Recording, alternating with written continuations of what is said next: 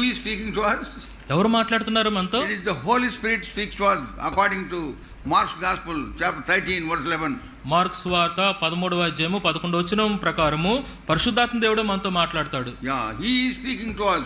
ఆయనే మనతో మాట్లాడుతున్నాడు. When he speaks to us, ఆయన మనతో మాట్లాడినప్పుడు how we should listen?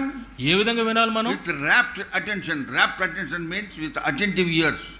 మరి చెవులు రిక్కించి చాలా జాగ్రత్తగా శ్రద్ధగా వినాలి మనం. వాళ్ళకి తెలుగులో రెండు మాటలు ఉన్నాయి. తెలుగు దేశ భాషలందు తెలుగు లెస్స. తెలుగులో మాట ఉంది, దేశ భాషలో తెలుగు లెస్స. There are two words. రెండు మాటలు ఉన్నాయి తెలుగులో. One is వినుట, ఒకటి వినుట, రెండవది ఆలకించుట. రెండవది ఆలకించుట. If you go to the villages, పల్లెటూరు గాని మనం వెళ్తే 11 o'clock in the morning you will find a lot of cows and the buffaloes gazing in the green fields. మరి ఉదయకాల సమయం కానీ మనం వెళ్తే ఆ పల్లెటూరులో పొలాల్లో అనేక మరి గేదెలు పశువులు అరుపులు వింటూ ఉంటాం మనం. మీరంతా పట్టణవాసులు, నేను పల్లెటూరులో కూడా ఉన్నా.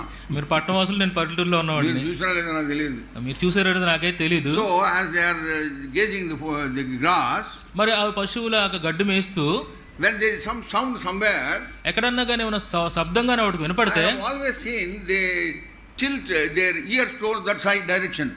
మరి నేను చాలాసార్లు గమనించాను, వాటి చెవుల్ని ఆ వైపుకు తిప్పుతాయి అవి. చూసినారంట వాళ్ళు.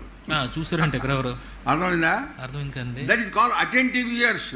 అదే మరి శ్రద్ధగా వినే చెవులంటే. How you have to hear? ఏ విధంగా వినాలి? Lest I miss something.